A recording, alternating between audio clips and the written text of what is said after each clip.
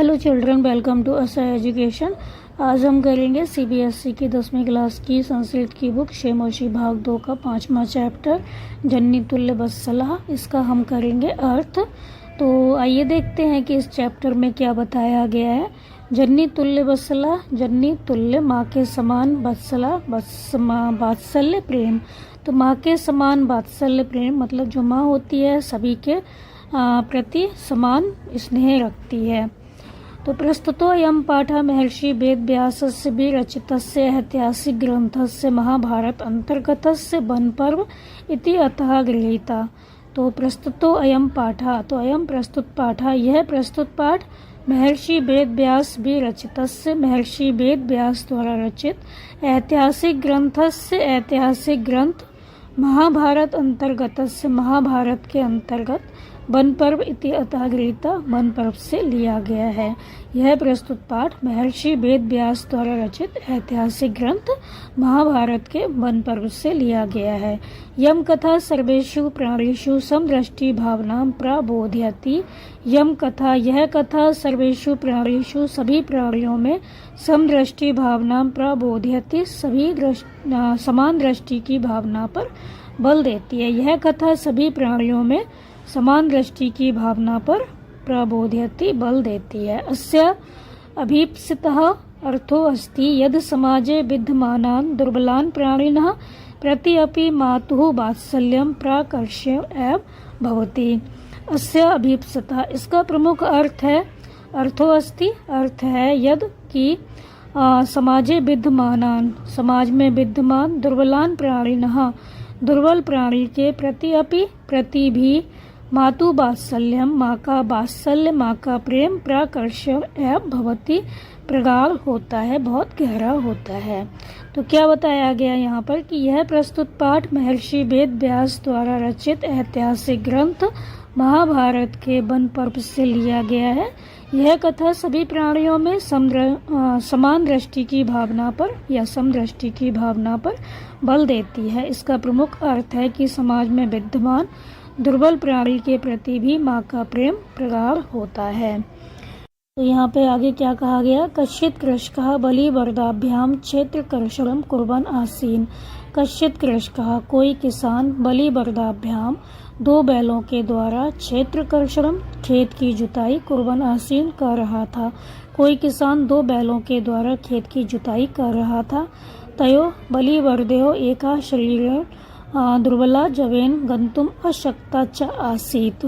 तयो, उन दोनों, बलिवर्दयो, बैलों में से एक शरीर दुर्बला, शरीर से दुर्बल, जबेन गंतुम अशक्ता च आसीत, और तेज गति से चलने में, जबेन माने तेज, गंतुम माने चलने में, तो जबेन तेज गति से चलने में, अशक्ता च आसीत असमर्थ था। तो उन दोनों बैलों में से एक शरीर से दुर्बल और तेज गति से चलने में असमर्थ था। अतः कृषका तम दुर्बलम वृषभम तोदनेन युद्धमानः अवर्तत।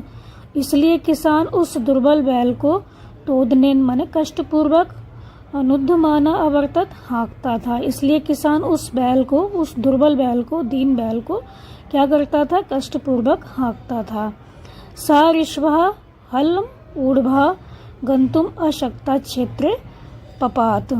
सह ऋषभः, इसलिए क्या हुआ, वह बैल हल ढोकर, हलम ऊढ़भः माने हल ढोकर, गंतुम अशक्ता, चलने में असमर्थ, क्षेत्रे पपात, खेत में गिर गया।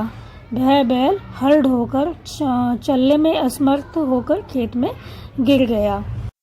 क्रुद्ध कृषि बला तम उत्थाप्यतुम बहुबारम यत्नम अकरोत्। क्रुद्ध किसान ने उसे उठाने के लिए बहुबारम यत्नम अकरोत्, बहुत बार प्रयत्न किया, तथापि वृषा न उत्थिता, फिर भी बैल नहीं उठा। तो क्या बताया गया यहाँ पर, कोई किसान 2 बैलों के द्वारा खेत की जुताई कर रहा था। तो उन दोनों बैलों में से एक शरीर से दुर्बल और तेज गति से चलने में असमर्थ था। इसलिए किसान उस दुर्बल बैल को कष्टपूर्वक हाँकता था। वह बैल हल ढोकर चलने में असमर्थ होकर खेत में गिर गया। क्रोधित किसान ने उसे उठाने के लिए बहुत बार प्रयत्न किया, फिर भी बैल नहीं उठा। भूमौ पतिते स्वपुत्रं दृष्ट्वा सर्वधेनूनां मातुः शुभे नेत्राभ्याम अश्रूणि आबिरासन। तो भूमौ पतिते सपुत्रम दृष्ट्वा, जमीन पर गिरे हुए अपने पुत्र को देखकर, सर्वधेनूनां मातु, सभी गायों की माता, सुरभे, सुरभि की नेत्राभ्याम अश्रुरि आबिरासन, सुरभि की आंखों से आंसू आने लगे। जमीन पर गिरे हुए अपने पुत्र को देखकर सभी गायों की माता सुरभि की आंखों से आंसू आने लगे।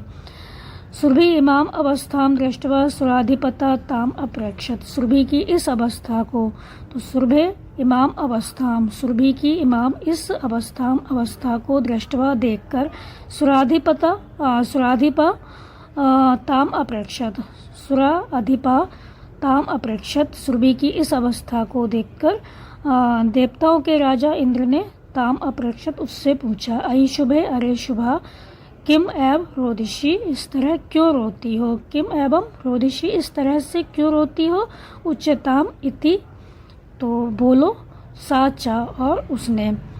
तो जमीन पर गिरे हुए अपने पुत्र को देखकर सभी गायों की माता सुरभि की आंखों से आंसू आने लगे।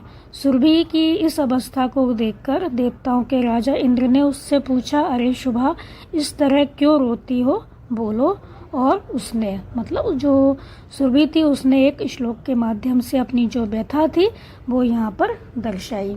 तो उसने क्या कहा, बिनिपातो नावा कश्चित् दृश्यते त्रिदशा अधिप, अहम तु पुत्रम शोचामि तेन रोदिमि कौशिक। तो उसने क्या कहा, पहले हम करेंगे अन्वय। त्रिदशाधिपा बा बिनिपातो कश्चित् न दृश्यते कौशिकः अहम तु पुत्रम शोचामि तेन रोदिमि। त्रिदशाधिपा, हे इंद्र, बा बिनिपातो कश्चित् न दृश्यते, हमारा बिनिपातो विनाश, कश्चित् न दृश्यते कोई नहीं देखता, कौशिका है कौशिक, है इंद्र, अहम तो पुत्रम शोचामी, मैं तो पुत्र के लिए शोचामी दुखी हूँ, तेन रोदिमी, इसलिए रोती हूँ, हे इंद्र हमारा विनाश कोई नहीं देखता, हे कौशिक, हे इंद्र मैं तो पुत्र के लिए दुखी हूँ, इसलिए उससे रोती हूँ। भूवास पुत्रस्य दैन्यम दृष्ट्वा अहम रोदिमी, हे इंद्र पुत्रस्य दैन्यम दृष्ट्वा, पुत्र का दुख देखकर अहम रोदिमी, मैं रोती हूँ। सहा दीन इति जानन अपि कृषकः तम बहुधा पीड़यति, सहा दीन वह दुर्बल है, जानन अपि ऐसा जानते हुए भी, कृषकः तम बहुधा पीड़यति किसान उसको बहुत पीड़यति पीड़ित करता है। सहा कृच्छ्रेण भारम उद्वहति, सहा कृच्छ्रेण मने कठिनाई से, भारम उद्वहति भार उठाता है। इतरम इव धुरम बोढ़ुम सा न शक्नोति, इतरम इव मने दूसरे के समान, दूसरे बैल के समान, धुरम बोढ़ुम धुरी को, बोढ़ुम सा न शक्नोति ढोने में वह असमर्थ है। धुरी मतलब जो गाड़ी का वो भाग जो बैलों के कंधों पर रखा जाता है, तो दूसरे के समान मतलब दूसरे बैल के समान धुरी को ढोने में वह असमर्थ है। एतत् भवान पश्यति न, एतत् यह, भवान पश्यति न आप नहीं देखते, तो वो पूछ रही है कि आप यह नहीं देखते, इति प्रति अवोचत, इस प्रकार उत्तर दिया। तो जो इंद्र हैं वो कहते हैं, भद्रे नूनम, हे देवी निश्चय ही, सहस्राधिकेषु 1000 से अधिक पुत्रेषु, पुत्रों के रहने पर भी, तब अस्मिन् एव तुम्हारी इसी में, एतादृशम वात्सल्यम कथम, इतना प्रेम क्यों है, तुम्हारा इसी में इतना प्रेम क्यों है। तो हे देवी निश्चय ही 1000 से अधिक पुत्रों के रहने पर भी, पुत्रेषु सत्स्व अपि, पुत्रों के रहने पर भी, तब तुम्हारा अस्मिन् एव एतादृशम वात्सल्यम कथम, इसी में इतना प्रेम क्यों है। इति इंद्रिय पृष्ठा सुरभि प्रत्यवोचत, तो इंद्र के ऐसा पूछने पर सुरभि ने उत्तर दिया। तो इंद्र क्या कहते हैं, हे देवी निश्चय ही 1000 से अधिक पुत्रों के रहने पर भी तुम्हारा इतना अधिक इसमें प्रेम क्यों है, तुम्हारा इसी में इतना अधिक प्रेम क्यों है। इंद्र के ऐसा पूछने पर सुरभि ने उत्तर दिया कि पुत्र सहस्रम में सर्वत्र समम एव में, दीनस्य तु सतः शुक्र, पुत्रस्य अत्यधिका कृपा। तो यहाँ पर हम करेंगे पहले अन्वय। शुक्र यदि में सहस्रम पुत्रम सर्वत्र में समम एव संति, ब्रैकेट में पुत्रस्य दीनस्तु अत्यधिका सतः कृपा ब्रैकेट में भवति। तो शुक्र यदि में सहस्रम पुत्रम सर्वत्र में समम एव संति, पुत्रस्य दीनस्तु अत्यधिका सतः कृपा भवति। तो क्या अर्थ होगा, शुक्र हे इंद्र यदि मैं सहस्रम पुत्र, यदि मेरे 1000 पुत्र हैं, सर्वत्र में समम एव, तो सभी मेरे लिए समम एव समान ही है, सम एव संति समान ही है। पुत्रस्य दीनस्तु अत्यधिका सतः कृपा भवति, पुत्रस्य पुत्र के दीनस्य तु दुर्बल होने पर तू तो अत्यधिका सतः कृपा भवति, अत्यधिक अनंत कृपा होती है। तो वो कहती है हे इंद्र यदि मेरे 1000 पुत्र हैं तो सभी मेरे लिए समान ही हैं, तो जो दुर्बल होता है पुत्र के दुर्बल होने पर तो अत्यधिक अनंत कृपा होती है। उसका यही कहना था कि हाँ हालांकि मेरे 1000 पुत्र हैं और सभी मेरे लिए समान है, लेकिन अगर कोई पुत्र दुर्बल है तो उस पर तो अनंत कृपा होगी, क्योंकि वो अपना काम स्वयं नहीं कर पाएगा और वो बहुत ज़्यादा दुर्बल है, तो उसके लिए तो हमारी जो कृपा है बहुत ज़्यादा होनी चाहिए, क्योंकि वो शरीर से दुर्बल है, तो उसके लिए तो और भी अधिक देखभाल की आवश्यकता है। बहून अपत्यानि में संति इति सत्यम, तो सत्य है, सत्यम सत्य है कि मेरी बहून अपत्यानि संति, अनेक संतानें हैं। तथा अपि अहम एतस्मिन् पुत्रे, फिर भी मैं इस पुत्र में विशेष रूप से आत्म वेदना अनुभवामि, आत्म वेदना अनुभव करती हूँ, फिर भी मैं इस पुत्र में विशेष रूप से आत्मवेदना अनुभव करती हूँ। यतो ही अयम अन्योभ्यो दुर्बलः, क्योंकि यह दूसरों से दुर्बल है। सर्वेषु अपत्येषु जननी तुल्य वत्सला एव, सभी संतानों पर जननी माता तुल्य वत्सला एव समान रूप से ही प्रेम करती है, तो सभी संतानों को माता समान रूप से समान प्रेम ही करती है। तथापि दुर्बले सुते मातु अभ्यधिका कृपा सहज एव, फिर भी दुर्बल पुत्र पर माता की अधिक कृपा सहज एव स्वाभाविक ही है। इति ऐसा सुरभि वचनम श्रुत्वा भृशं विस्मितस्य अखंडलस्यापि हृदयं द्रवत, तो सुरभि वचनम श्रुत्वा, सुरभि के वचन सुनकर विस्मितस्य अखंडलस्यापि, आश्चर्यचकित अखंडलस्यापि इंद्र का भी हृदयं द्रवत, हृदय द्रवित हो गया। सुरभि के वचन सुनकर अत्यधिक आश्चर्यचकित इंद्र का भी हृदय द्रवित हो गया। स च ताम एवं सांत्वयत गच्छ वत्से सर्वं भद्रम जायेत, और वह उनको सांत्वना देते हैं, गच्छ वत्से जाओ पुत्री, सर्वं भद्रम जायेत, सब कल्याण हो। तो यहाँ पर क्या कहा गया, सत्य है कि मेरी अनेक संतानें हैं, फिर भी मैं इस पुत्र में विशेष रूप से आत्मवेदना अनुभव करती हूँ, क्योंकि यह दूसरों से दुर्बल है, सभी संतानों को माता समान प्रेम ही करती है, फिर भी दुर्बल पुत्र पर माता की अधिक कृपा स्वाभाविक ही है। सुरभि के वचन सुनकर अत्यधिक आश्चर्यचकित इंद्र का भी हृदय द्रवित हो गया, और वह मतलब इंद्र उनको सांत्वना देते हैं, और वह उनको सांत्वना देते हैं, जाओ पुत्री सब कल्याण हो। अचिराद एव चंडवातेन मेघरवैश्च सह प्रवर्षः समजायत, अचिराद एव शीघ्र ही चंडवातेन प्रचंड हवा से, मेघरवैश्च और बादलों के गर्जन के साथ, सह गर्जन के साथ, प्रवर्षः समजायत वर्षा हुई, शीघ्र ही प्रचंड हवा से और बादलों के गर्जन से, बादलों के गर्जन के साथ वर्षा समजायत हुई। लोकानां पश्यताम एव सर्वत्र जलोपप्लवः सज्जातः, लोगों के देखते ही देखते सभी जगह जलोपप्लवः संजातः, जल संकट हो गया, पानी से तबाही हो गई। कृषका हर्षातिकेण कर्षण विमुखा सन वृषभो नीत्वा गृहम् आगत, किसान अत्यधिक खुशी से खेत जोतने से विमुख होकर दोनों बैलों को लेकर घर आ गया। कृषका किसान अत्यधिक हर्षातिकेण अत्यधिक खुशी से, कर्षण विमुखा खेत जोतने से विमुख, वृषभो नीत्वा बैलों को लेकर गृहम् आगत घर आ गया। तो क्या कहा गया यहाँ पर कि शीघ्र ही प्रचंड हवा से और बादलों के गर्जन के साथ वर्षा हुई, लोगों के देखते ही देखते सभी जगह जल संकट हो गया। किसान अत्यधिक खुशी से खेत जोतने से विमुख होकर दोनों बैलों को लेकर घर आ गया।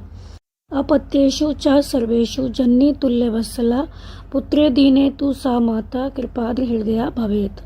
पहले हम करेंगे इसका अन्वय। सर्वेषु अपत्येषु जननी तुल्यवत्सला, ब्रैकेट में लिख देंगे भवती। दीने पुत्रे चातु सा माता कृपाद्र हृदया भवेत।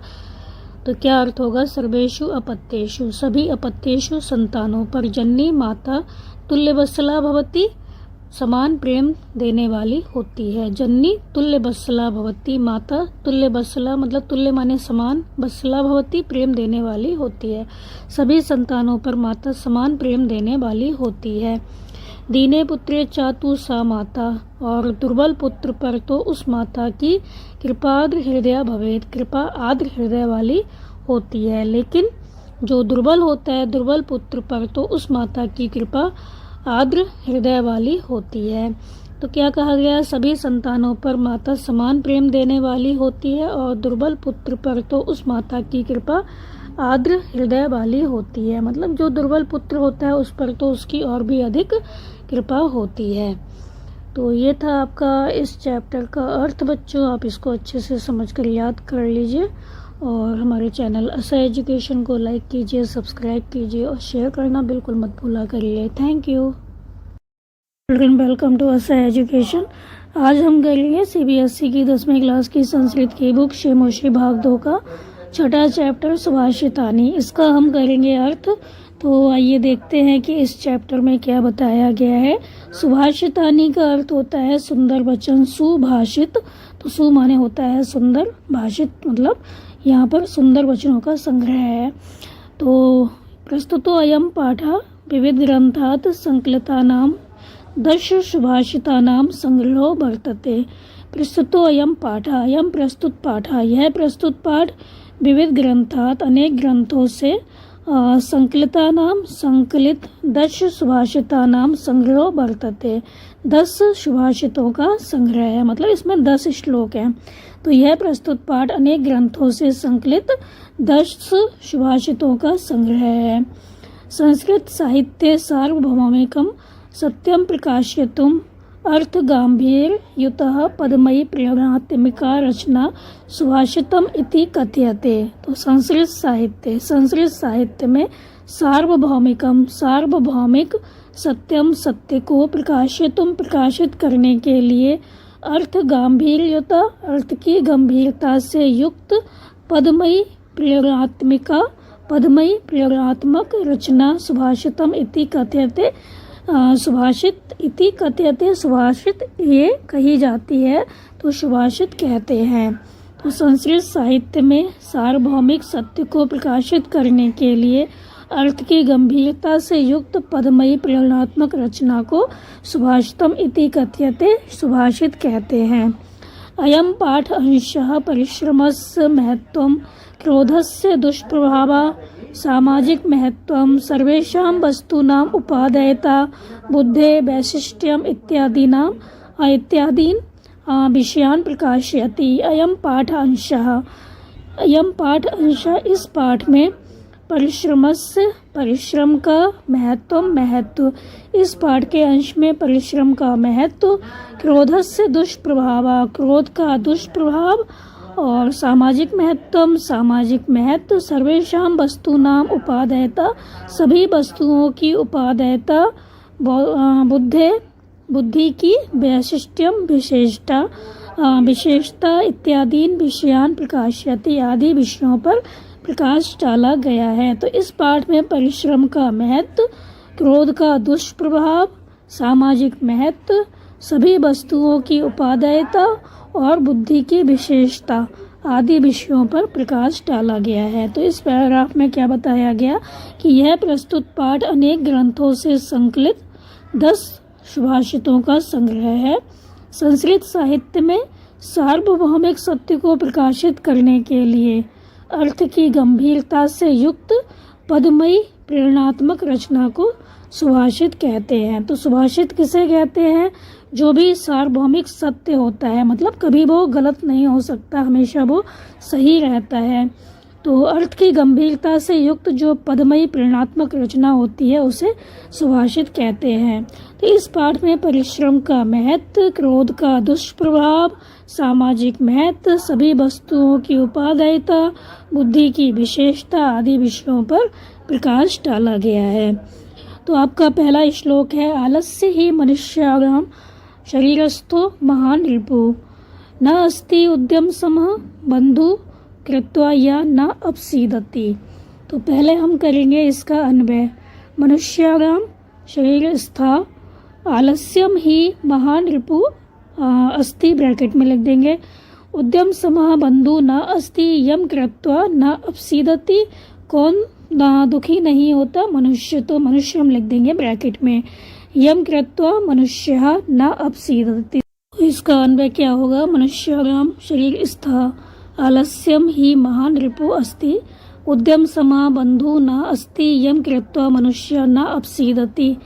तो इसका अर्थ होगा कि मनुष्याणाम शरीरस्था आलस्यम ही महान रिपु अस्ति। मनुष्याणाम शरीरस्था मनुष्य के शरीर में स्था स्थित आलस्यम ही आलस्य ही महान रिपु अस्ति महान शत्रु है। मनुष्यों के शरीर में स्थित आलस्य ही महान शत्रु है।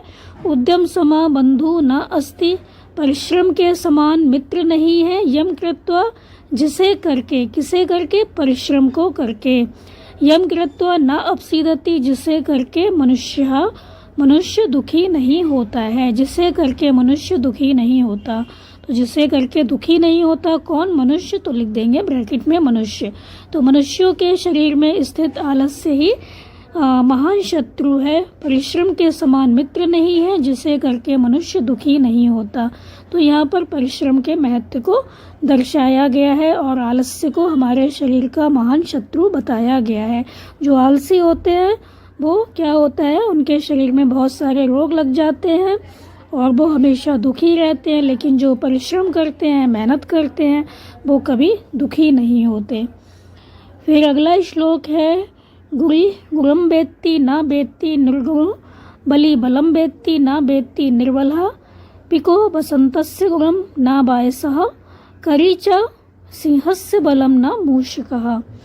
पहले हम करेंगे इसका अन्वय।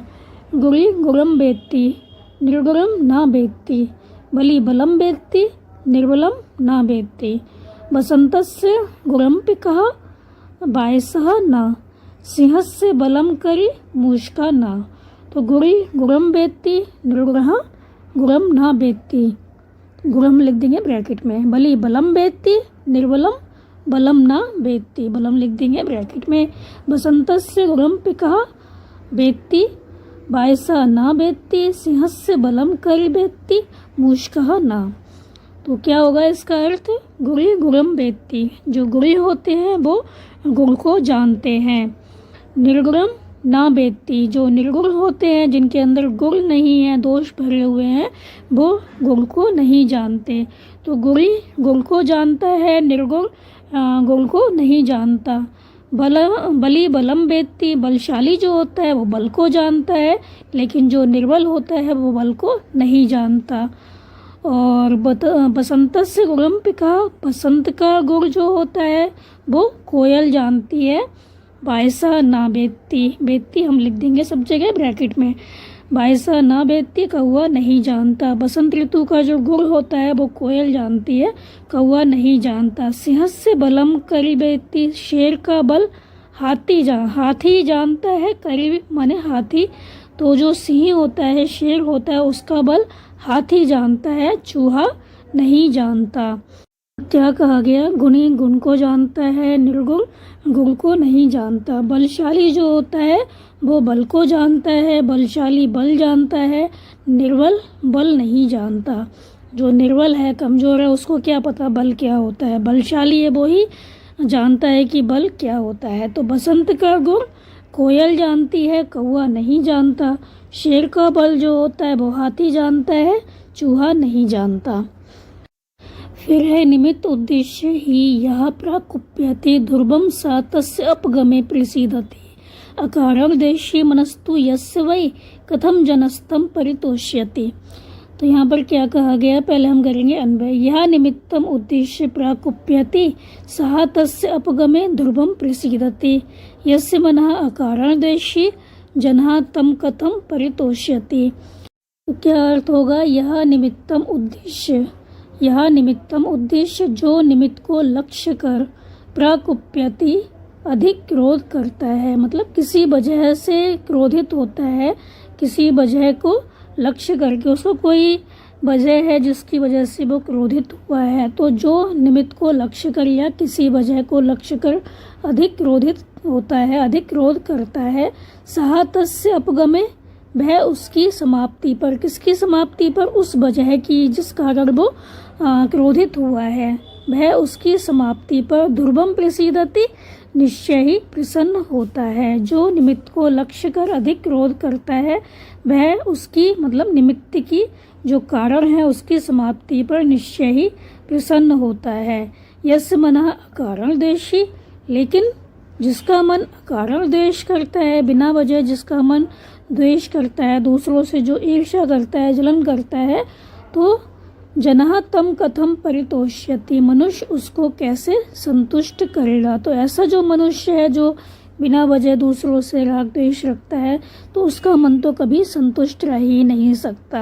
अगर कोई वजह है तो वो वजह समाप्त हो जाती है तो मनुष्य प्रसन्न हो जाता है। तो यहाँ पर यही कहा गया, जो किसी वजह को लक्ष्य कर अधिक क्रोध करता है वह उसकी समाप्ति पर निश्चय ही प्रसन्न होता है। लेकिन उसका मन अकारण द्वेष करता है मनुष्य उसको, लेकिन जिसका मन अकारण द्वेष करता है मनुष्य उसको कैसे संतुष्ट करेगा। फिर अगला श्लोक है, उदीर्तः अर्थः पश्ना अपि गृह्यते, हयाश्च नागाश्च वहन्ति बोधिता, अनुक्तम अपि होति पंडितो जना, परिंगित ज्ञान फला ही बुद्धया। पहले हम करेंगे इसका अन्वय। पश्ना अपि उदीर्ता अर्थः गृह्यते, यथा ब्रैकेट में लिख देंगे, हया नागाः च बोधिता वहन्ति, पंडितः जना अनुक्तम अपि होति बुद्धिया परे इंगित ज्ञान फला भवन्ति। तो क्या अर्थ होगा इसका। पश्ना अपि उदीर्ता अर्थः गृह्यते, पश्ना अपि पशुओं के द्वारा भी, पशु भी उदीर्ता अर्थः गृह्यते कहे गए अर्थ को समझ लेते हैं, कहा गया अर्थ समझ लेते हैं। तो पशुओं के द्वारा भी कहा गया अर्थ समझ लिया जाता है। अगर हम कोई बात उनसे कहते हैं तो पशु भी समझ जाते हैं। जैसे हया नागाचा बोधिता बहंती, जैसे हया घोड़े, नागाचा और हाथी, बोधिता बहंती, क्या बहंती, भारम, जैसे घोड़े और हाथी बताए गए, बोधिता माने बताए गए भार को ढोते हैं। तो हाथी घोड़े ये जो है इनको बताया जाता है कि कैसे भार ढोना है, तो ये भी ढो लेते हैं। तो पशु के द्वारा भी कहा गया अर्थ समझ लिया जाता है। जैसे घोड़े और हाथी बताए गए भार को, भार लिख देंगे हम ब्रैकेट में, भार को ढोते हैं। पंडिता जनः अनुक्तम अपि होति, लेकिन जो ज्ञानी पुरुष होते हैं, ज्ञानी पुरुष बिना कहे हुए का भी, अनुक्तम अपि बिना कहे हुए का भी क्या करते हैं, अनुमान लगा लेते हैं। ज्ञानी पुरुष बिना कहे हुए का भी अनुमान लगा लेते हैं। बुद्धिया परे इंगित ज्ञान फला भवन्ति, बुद्धियाँ परे इंगित ज्ञान फला भवन्ति, दूसरे के संकेत से उत्पन्न ज्ञान रूपी फल वाली होती हैं। बुद्धि दूसरे के संकेत से उत्पन्न ज्ञान रूपी फल वाली होती हैं। तो यहाँ पर क्या कहा गया कि पशु के द्वारा भी कहा गया अर्थ समझ लिया जाता है। जैसे घोड़े और हाथी बताए गए भार को ढोते हैं। ज्ञानी पुरुष बिना कहे हुए का भी अनुमान लगा लेते हैं, लेकिन जो ज्ञानी पुरुष होते हैं वो बिना कहे हुए का भी अनुमान लगा लेते हैं। बुद्धियाँ दूसरों के संकेत से उत्पन्न ज्ञान रूपी फल वाली होती हैं। तो यहाँ पर कहने का अर्थ ये है कि जो पशु होते हैं उनको कुछ बताया जाता है, तो जो पशु होते हैं वो भी क्या करते हैं, बताए हुए का अर्थ समझ लेते हैं। लेकिन ज्ञानी व्यक्ति वही है, ज्ञानी वही है जो कि संकेत की भाषा समझ ले। अगर उससे कुछ कहा भी नहीं जा रहा है फिर भी वो अनुमान लगा ले कि क्या कहा गया है। तो जो बुद्धिमान लोग होते हैं उनका जो दिमाग होता है वो बहुत तेज होता है और वो दूसरों के संकेत से समझ जाते हैं कि दूसरा व्यक्ति उनसे क्या कह रहा है। तो बुद्धियाँ दूसरे के संकेत से उत्पन्न ज्ञान रूपी फल वाली होती हैं। फिर अगला श्लोक है, क्रोधो ही शत्रु प्रथमो नराणाम, ध्येय स्थितो ध्येय विनाशनाय, अथा स्थितः काष्ठगतो ही वहनि, सा दहेति शरीरम। तो पहले हम करेंगे इसका अन्वय। ही नराणाम ध्येय विनाशनाय प्रथमा शत्रुदेह स्थिता क्रोधा ब्रैकेट में अस्ति। तो ही नराणां देह विनाशनाय प्रथमा शत्रुदेह स्थिता क्रोधा अस्ति। यही यथा काष्ठगता स्थिता बहिनी काष्ठम एव दहेते तथैव सा एव शरीरम दहेते। तो सा एव शरीरस्थ क्रोधा ब्रैकेट में लिख देंगे शरीर स्था क्रोधा शरीरम दहेते। तो ही नराणां देहे विनाशनाय प्रथमा शत्रुदेह स्थिता क्रोधा अस्ति। ही यथा काष्ठगता स्थिता बहिनी काष्ठम एव दहेते तथैव सा एव शरीर स्था क्रोधा शरीरम दहेते। तो क्या अर्थ होगा? ही निश्चय ही नराणां देह विनाशनाय प्रथमा शत्रुदेह स्थिता क्रोधा अस्ति।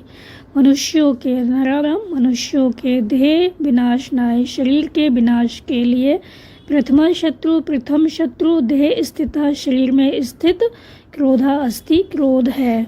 तो निश्चय ही मनुष्य के शरीर के विनाश के लिए प्रथम शत्रु शरीर में स्थित क्रोध है।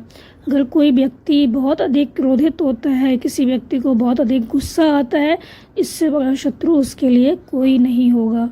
तो शरीर का विनाश बहुत जल्दी होता है जिनको बहुत ज़्यादा क्रोध आता है, इसलिए क्रोध नहीं करना चाहिए। तो निश्चय ही मनुष्य के शरीर के विनाश के लिए प्रथम शत्रु शरीर में स्थित क्रोध है। ही यथा काष्ठगता स्थिता, क्योंकि यथा जैसे काष्ठगता लकड़ी में स्थित बहिनी आग काष्ठम एव दहेते लकड़ी को ही जलाती है। क्योंकि जैसे लकड़ी में स्थित आग लकड़ी को ही जलाती है। कोई लकड़ी हम जलाते हैं तो क्या होता है? लकड़ी स्वयं जल जाती है।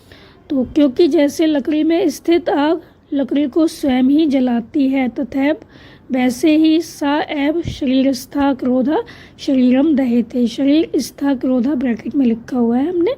तो सा एव शरीरम दहेते, वैसे ही शरीर को जला देता है कौन?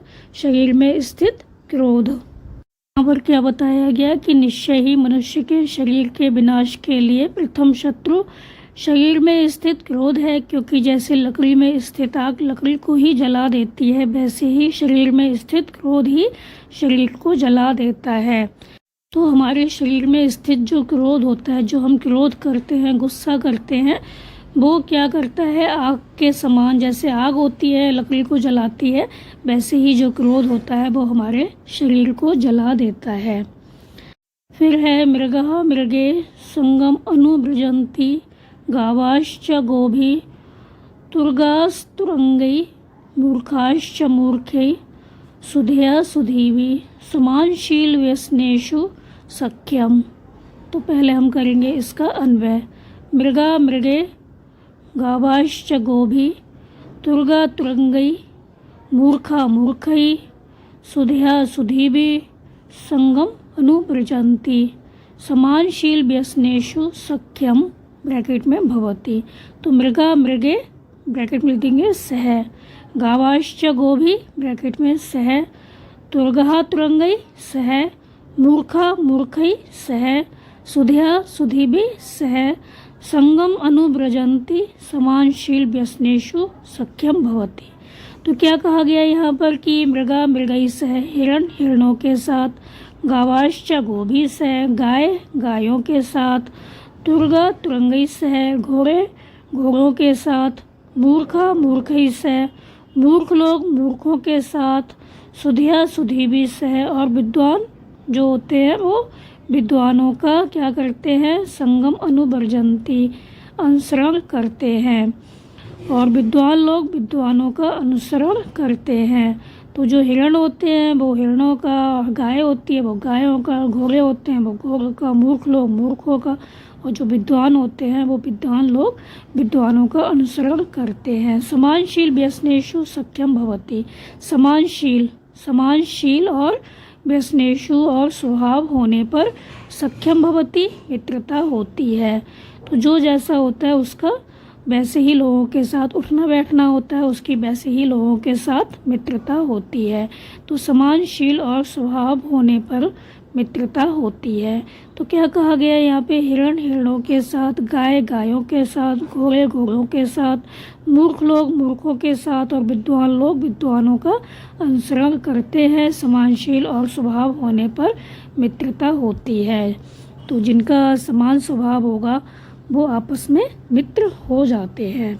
फिर है सेवितव्यो महावृक्षा फलच्छाया समन्वितः यदि देवात् फलम नास्ति छाया के निवार्यते। तो पहले हम करेंगे इसका अन्वय। फलच्छाया समन्वितः महावृक्षा सेवितव्या यदि देवात् फलम नास्ति छाया के निवार्यते। तो क्या अर्थ होगा, फल च छाया समन्वितः महावृक्षा सेवितव्या। फल च छाया, फल और छाया से समन्वितः युक्त महावृक्षा सेवितव्य, महान वृक्ष आश्रय लेने योग्य है। फल और छाया से युक्त महान वृक्ष आश्रय लेने योग्य है। यदि देवात् फलम नास्ति, यदि देवात् भाग्य से, फलम नास्ति फल नहीं है, छाया के निवार्यते तो वृक्ष की छाया किसके द्वारा रोकी जा सकती है। तो फल और छाया से युक्त महान वृक्ष आश्रय लेने योग्य है। यदि भाग्य से फल नहीं है तो वृक्ष की छाया किसके द्वारा रोकी जा सकती है, अर्थात वृक्ष की छाया को तो कोई नहीं रोक सकता।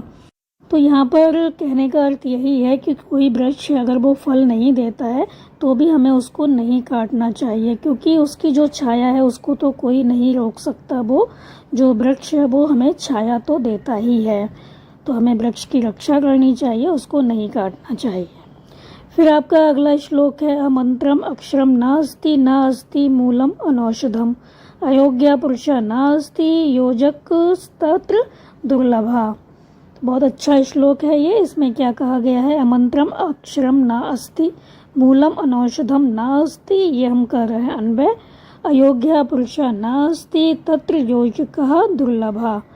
तो यहाँ पर क्या बताया गया, मंत्रम अक्षरम ना अस्ति, मंत्र से रहित अक्षर नहीं होता। तो कोई भी अक्षर ऐसा नहीं होता जो मंत्र से रहित हो, जिसका कोई अर्थ ना हो। मंत्र से रहित मतलब हर कोई अक्षर अर्थहीन नहीं होता, मतलब हर किसी अक्षर में अर्थ होता ही है।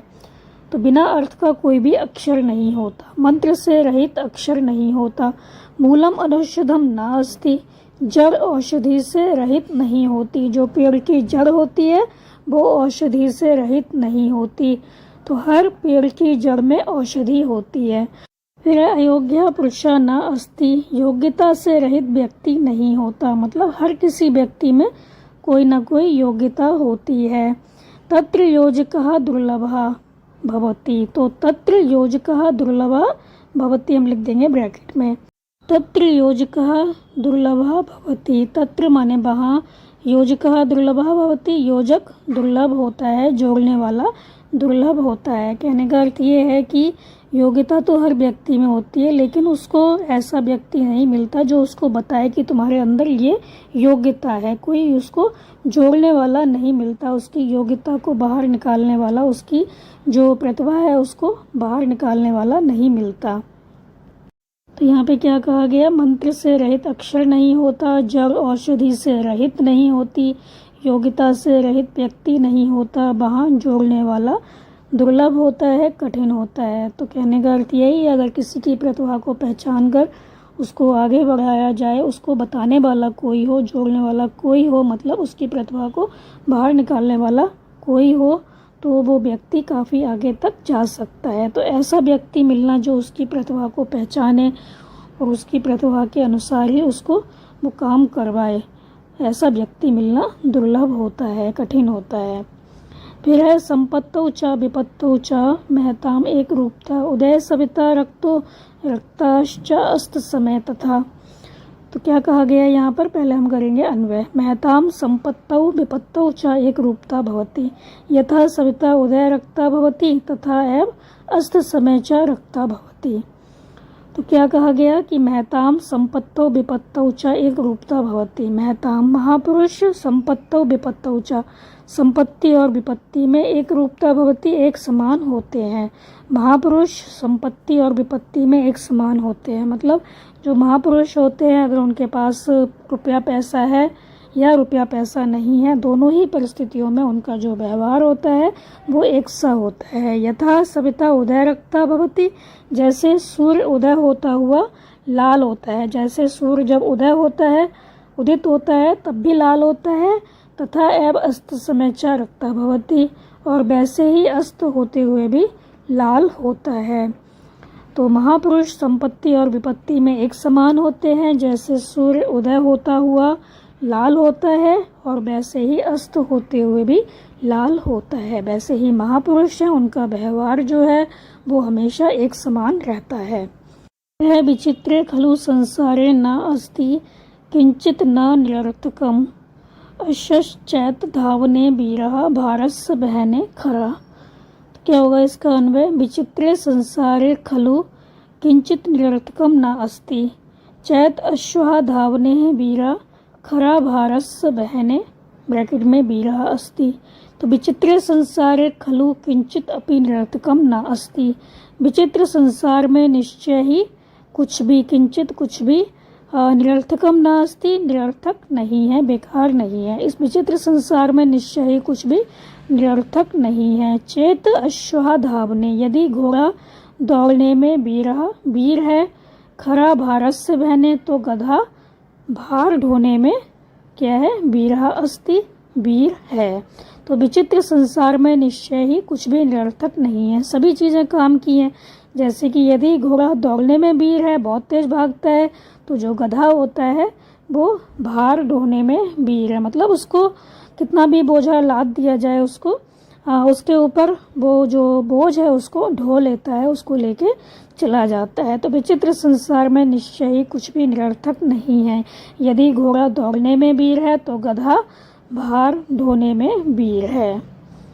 यहाँ पर हमारा जो चैप्टर है वो ख़त्म हो गया बच्चों। आप इसको अच्छे से समझ कर याद कर लीजिए और हमारे चैनल आशा एजुकेशन को लाइक कीजिए, सब्सक्राइब कीजिए और शेयर करना बिल्कुल मत भूला करिए। Thank you.